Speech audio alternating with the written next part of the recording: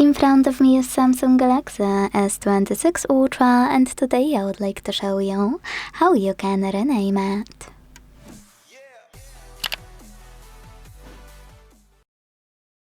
All you need to do is go into Settings and tap on this section at the bottom called About Phone.